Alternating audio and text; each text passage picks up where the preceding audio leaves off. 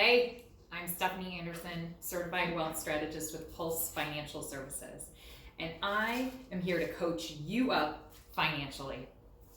Here I am in my husband's football coaching headquarters, aka the garage, and typically this whiteboard is illustrated with X's and O's and routes and schemes, and I thought, what better place to have this conversation?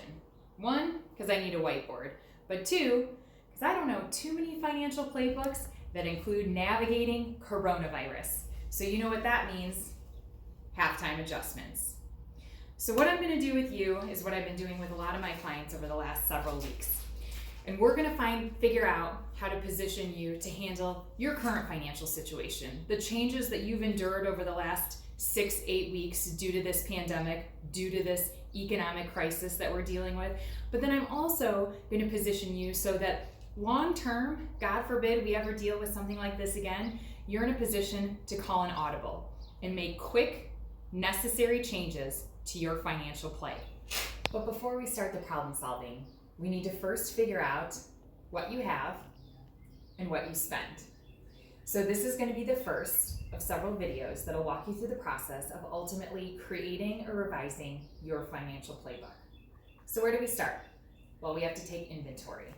So your mission this week is to go through all your documents, and you're going to want to find your income taxes for the last 3 years.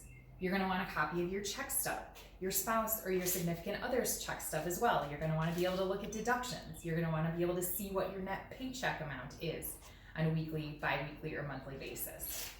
You're going to want to look at your investment planning accounts. You're going to want to find statements for your checking account, your savings account, any CDs that you have, or a money market account, any taxable investments that you have. Find the statements for all of them. Credit and debt planning. Do you have credit card statements? Even if you pay off your credit card every year or every month, you're going to want to keep that statement and have it on hand. We're going to want to see some spending patterns. Do you have a mortgage? What does that statement look like? Do you have student loan debt? Do you have an auto loan? Do you have any personal or business loans?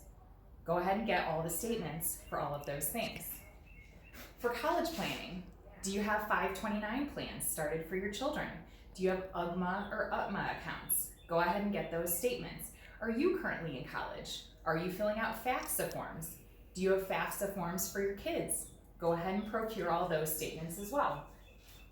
For retirement planning, IRAs, 401ks, 403bs, pension statements, even your Social Security statement. If you have never been to ssa.gov and created an account for yourself, I implore you to do that this week. It's really valuable information to see what your projected Social Security looks like, and you can find that out on your Social Security statement. We also have insurance planning, your life insurance, your disability income insurance, health insurance, long-term care insurance if you already have that. If you're on Medicare, do you have Medicare supplement insurance? Also your homeowners and your car insurance, liability insurance, also called umbrella insurance for your house. Gather all of those documents and see what you're spending and see what you have. We also want to look at estate planning documents. Do you have a will in place? Do you know where that will is? Do other people know where that will is? Do you have any trusts? Do you have those documents somewhere? What about powers of attorney, for medical power of attorney, for financial power of attorney? Where are those documents? Make sure that you get those this week. And then certainly, as a responsible thing to have on hand, you want your birth certificate, marriage certificates, divorce certificates, your passport, your Social Security card. Those are just things that you want to have in a safe place and know where they're at, but also make sure that not too many people know where they're at. So this week, this is your mission.